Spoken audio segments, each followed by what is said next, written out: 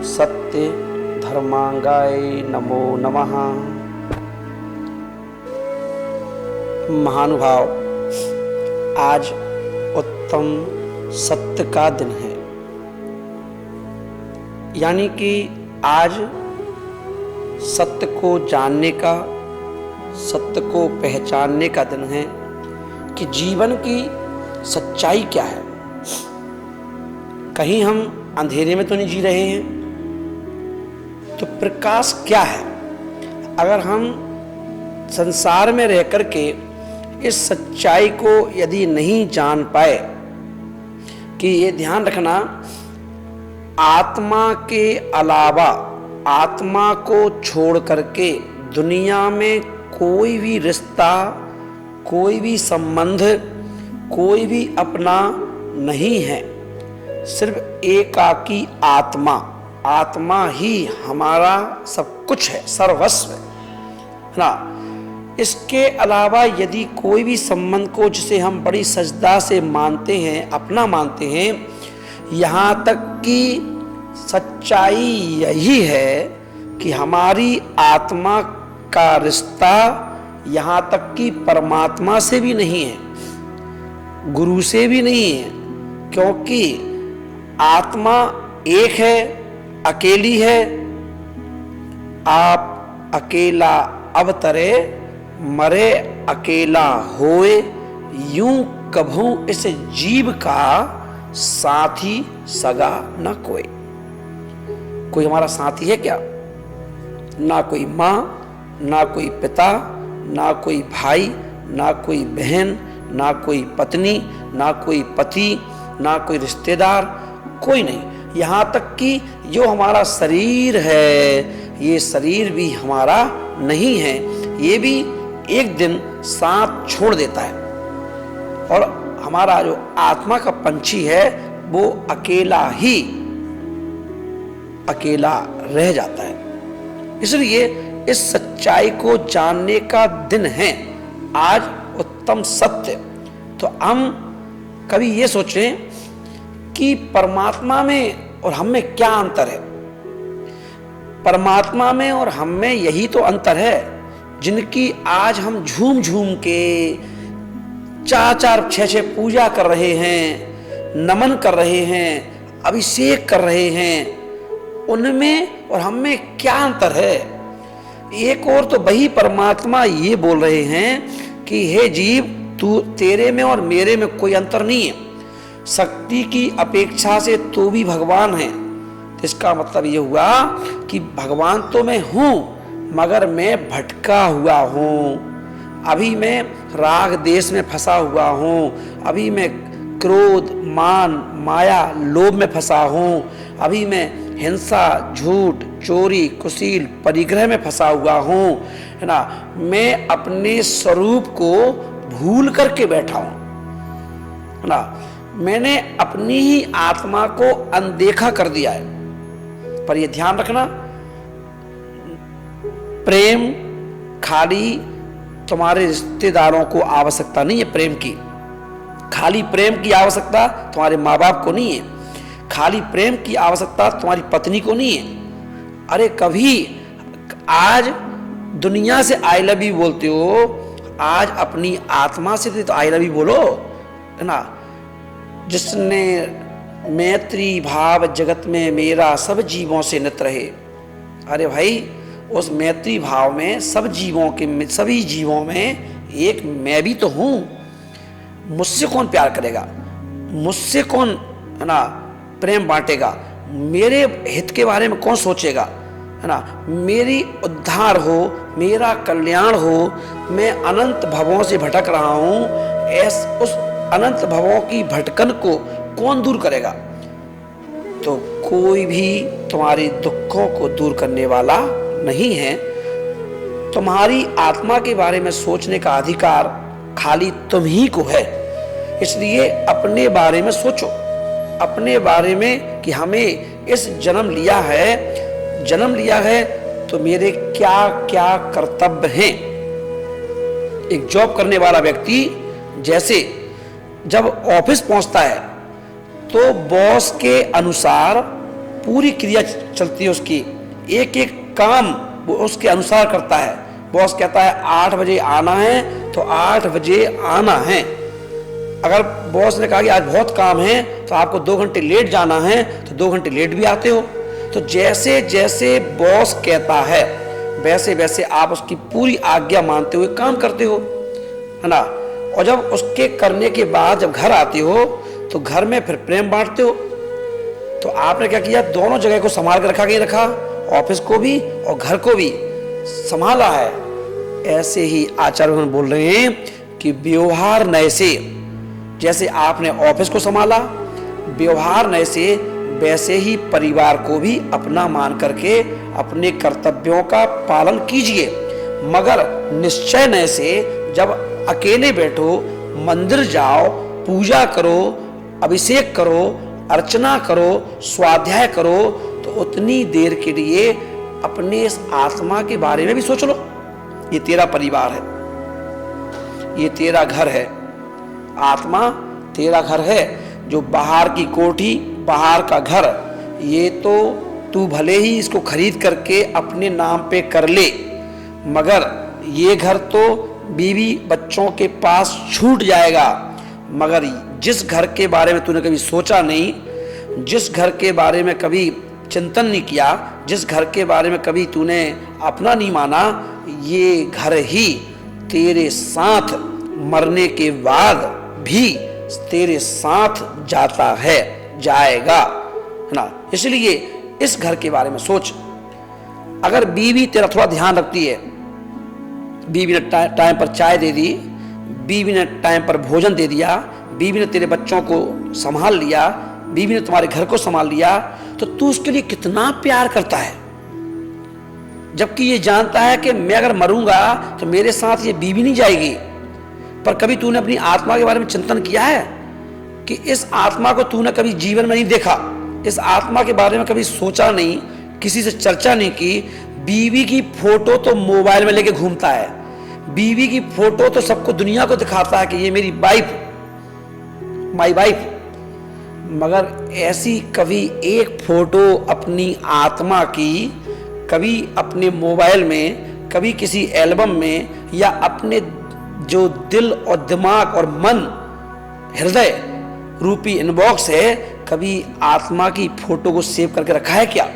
कभी इसके बारे में चर्चा की है किसी से क्या कि मेरी आत्मा भी है? आज उत्तम सत्य दर्शन कराएगा अपनी आत्मा के, अगर तुम चाहोगे तो। इसके लिए भी चाहना पड़ेगा, है ना। तो धर प्रेम बंधु, आज उत्तम सत्य का दिन, क्योंकि ध्यान रखना अर्थी भी तैयार है, लकड़ी भी तैयार है, मूंज जिससे रस्सी बांधते हैं अर्थी को वो भी तैयार है, मटकी भी तैयार है, कफन भी तैयार है, सारी चीज तैयार है। बस खबर फैलाने की देर है कि फलाने व्यक्ति की मृत्यु हो गई।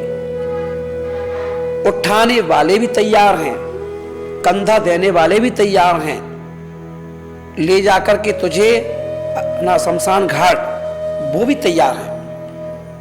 बस एक फोन करने की देर है। लकड़ी, तेल, कपूर सब कुछ तैयार है, बस लेटने की देर है। लेटा और लोगों ने जलाया, और जलाकर के लोग चले जाएंगे। क्योंकि किसी शमशान घाट पर जब एक अर्थी पहुंची तो वहां पर लिखा हुआ था कि तेरी मंजिल तो यही थी, पर तूने बहुत देर कर दी यहां आते आते। अरे क्या मिला तुझे उन लोगों से जिनके बीच में तूने 50 वर्ष निकाल दिए? जिस बीवी, माँ, बाप, भाई, बहन जिनके लिए तूने क्रोध किया, जिनके लिए झूठ बोला, जिनके लिए पाप किया, क्या मिला उनसे? चले गए सब जलाकर यहां से जाते जाते, जला के सब चले गए, है ना। अब उसके बाद घर में तेरी एक फोटो लग जाएगी याद के रूप में, उसमें लिखा रहेगा स्वर्गीय फलाने चंद जी जैन, है ना। और क्या मिलेगा? जायदाद जो तूने कमाई थी वो उनकी हो गई, पैसा पूरा उनका हो गया, जिसके लिए तूने पाप किया था, जिनके लिए तूने नफरत फैलाई थी। इसलिए आज का दिन उत्तम सत्य। दुनिया में पैसा कमाने के लिए, मकान बनाने के लिए, कोठी बनाने के लिए, दूसरे की कोठी देखकर, दूसरे की गाड़ी देखकर, दूसरे की शोहरत देखकर तू बहुत जला है। जलता है कि नहीं? जला तो बहुत है। एक रोज प्रतिदिन अपने ध्यान में बैठ करके आंख बंद करके जैसे मरने के बाद जलेगा, उससे अच्छा है दुनिया में जिंदा रहते तो दूसरों से जलता है, जिंदा के समय दूसरों से जलता है। कम से कम चिंतन करके एक बार अपने आप पर रोज जल लिया कर कि मरने के बाद मैं जलूंगा तो कैसे जलूंगा।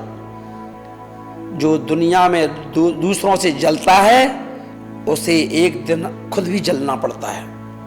इसलिए ध्यान रखना, अर्थी उठे उससे पहले अपने जीवन का अर्थ समझ लो। चिता जल उठे उससे पहले अपने चेतन को जगा लो। क्योंकि ध्यान रखना, टाइम कम है, आयु थोड़ी सी बची है। अनंत भवों की कीचड़ तेरी आत्मा पर लगी हुई है, अनंत भवों की कालीमा तेरी आत्मा पर लगी हुई है। इसको धोने का थोड़ा सा टाइम है। आयु का नीर बहुत कम है, आयु रूपी पानी बहुत कम है, और तेरी कसायों की कीचड़, पापों की कीचड़ बहुत ज्यादा है। कम पानी में उस इतनी कीचड़ को साफ करना है, उसका दिन है उत्तम सत्य। इसलिए धर पे मत हो। आज ध्यान रखें, मृत्यु निश्चित है, इसको डायरी में नोट कर ले। अर्थी में, दूसरे की अर्थी में कंधा लगाते लगाते तो तूने अपने जीवन में ना मालूम 50-100 लोगों को तो कंधा लगा ही दिया होगा, 50-100 लोगों को तो जलवाई दिया होगा ना, 50-60 लोगों की कम से कम, या हो सकता है 100-200 लोगों की उठावनी उठवा दी होगी। पर अब अपनी उठावनी उठाने के लिए तैयार रहो, अपनी मृत्यु को देखने के लिए तैयार रहो, अपनी चिता को कैसे जलेगी उसको देखने के लिए तैयार रहो। उसका नाम है उत्तम सत्य। क्योंकि दुनिया में कोई भी चीज असत्य नहीं है। पाप भी सत्य है, कसाई भी सत्य है, मिथ्यात्व भी सत्य है, अज्ञान भी सत्य है, असत्य भी सत्य है। अगर असत्य ना होता तो सत्य की पहचान कैसे होती? मिथ्यात्व नहीं होता तो सम्यक की पहचान कैसे होती? है ना? कांच नहीं होता तो हीरे की पहचान कैसे होती?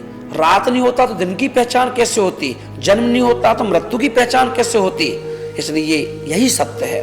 सत्य को चुन चुन करके आत्मा के गुणों में इन्हें शामिल करिए। क्योंकि ध्यान रखना, इस आत्मा से ज्यादा सुंदर दुनिया में कोई चीज नहीं है।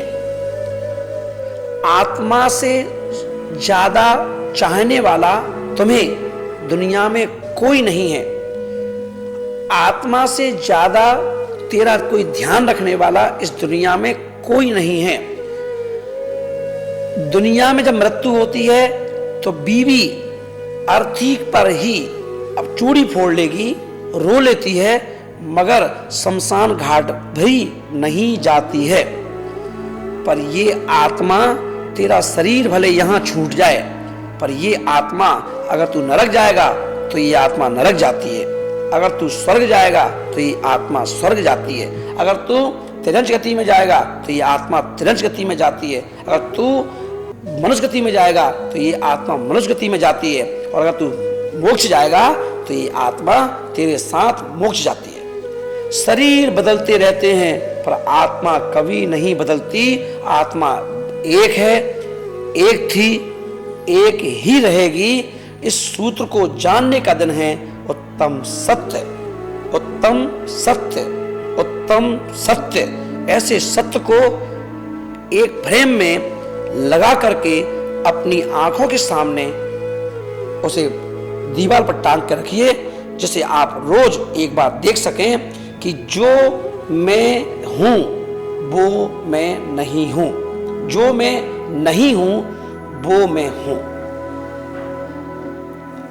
माँ बाप की भूमिका निभाओ, भाई बहन की भूमिका निभाओ, पति पत्नी की भूमिका निभाओ, पर ये मान के चलना कि ये रिश्ते मेरे नहीं हैं, मेरा रिश्ता तो आत्मा से है, ज्ञान दर्शन का, जानना और देखने का। तो इसलिए ध्यान रखें, उस अर्थी में जलने से पहले प्रतिदिन चिंतन करते हुए एक बार रोज जल के देखें, जिससे ही जलने में सारी बुराई जलती है और हम उस बुराई को अगर जिंदा हालत में ही, जिंदगी में रहते रहते ही उसे हम जलाने का प्रयास करें तो एक एक बुराई को यदि हम रोज जलाएंगे तो एक दिन हमारी आत्मा में गुणों के अलावा कुछ नहीं बचेगा, सारा असत्य जल करके खाक हो जाएगा और हम सत्य पर विजय प्राप्त कर लेंगे। और वो सत्य है मुक्ति मोक्ष, मुक्ति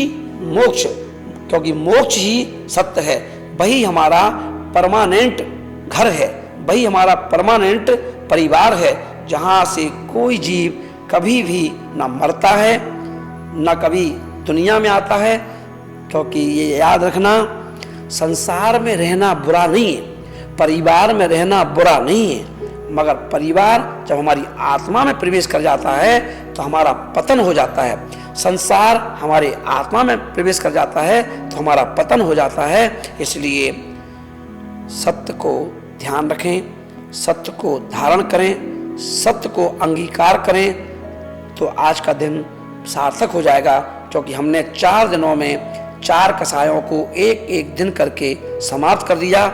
इसीलिए जब 4 कसाय समाप्त हो जाती हैं तो सत्य रूपी अतिथि हमारे परिवार में आ जाता है, और जब सत्य आता है तो हमारे अधरों पर मुस्कुराहट, हंसी अपने आप आ जाती है। तो आज मुस्कुराने का दिन है, क्योंकि सत्य प्रवेश कर चुका है, सत्य हमारी आत्मा में आ चुका है। इसलिए उस सत्य के लिए हम सभी लोग वेलकम करें, स्वागत करें, सत्कार करें। तुमने दुनिया का स्वागत किया है, पर आज उस सत्य का स्वागत कीजिए, जो सत्य तुम्हें भेद विज्ञान करा करके आत्मा अलग है, शरीर अलग है, आत्मा अलग है, सारे रिश्तेदार अलग हैं, आत्मा अलग है, पत्नी अलग है, आत्मा अलग है, बच्चे अलग हैं, आत्मा अलग है, संसार अलग है।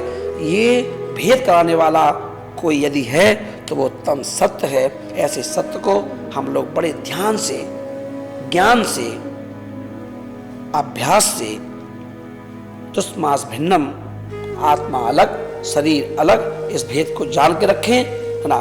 तो हम अपनी आत्मा में प्रवेश करके अपनी आत्मा को सिद्धों की श्रेणी में जाकर के विराजमान कर सकते हैं। ऐसे उत्तम सत्य धर्म की जय। ओम ह्रीम उत्तम सत्य धर्मांगाय नमो नमः। ओम ह्रीम उत्तम सत्य धर्मांगाय नमो नमः। ओम ह्रीम उत्तम सत्य धर्मांगाय नमो नमः। उत्तम सत्य धर्म की जय। मैं आप सबको उत्तम सत्य के दिन आपको शक्ति देता हूँ, भरोसा देता हूँ कि आप मेरी बात मान करके एक बार मेरी तरह मुस्कुराइए, मेरी तरह हंसिए, हंसते हुए उस धर्म को धारण कीजिए, उस धर्म को जिस धर्म के अभाव में हमें दुनिया में नौकरी करना पड़ रही है, हम इसी दुनिया में हमें भटकना पड़ रहा है। हमने हीरे को ठुकरा करके कंकड़ पत्थर को गले लगाया है। आज दिन है, कंकड़ पत्थर को फेंकिए और हीरे को गले में धारण कीजिए। वो हीरा आत्मा है। इसलिए मेरे प्यारे प्यारे बंधुओं, भाइयों, माताओं, बहनों, एक बार मेरी बात मान के अपनी आत्मा का चिंतन कीजिए, आत्मा के बारे में सोचिए। आज पूजा अभिषेक कम करो, पर आज इस आत्मा के बारे में चिंतन ज्यादा करो। आज अपनी आत्मा में उतरने का प्रयास करो। पूजा पाठ तो बाहर की चीज है, पर हमने कभी आत्मा के बारे में नहीं सोचा। आज भगवान की पूजा तो करना, पर भगवान बनने की प्रतिक्रिया क्या है, इसके बारे में विचार करना। तो एक बार हंसिए, मुस्कुराइए और मेरे साथ कदम से कदम मिला करके चलिए उस पथ पर जिस पर कभी आदिनाथ चले थे, जिस पर कभी महावीर चले थे, जिस पर कभी शांतिनाथ चले थे। क्योंकि बिना उस पथ पे चले हम वहाँ नहीं पहुँच सकते हैं जहाँ भगवान पहुँचे हैं। तो क्या आप चाहते हैं भगवान बनना? क्या आप चाहते हैं अपने दुखों से छूटना? क्या आप चाहते हैं हमारी तरह हंसना, मुस्कुराना, खिलखिलाना? तो हो जाइए तैयार उत्तम सत्य के लिए।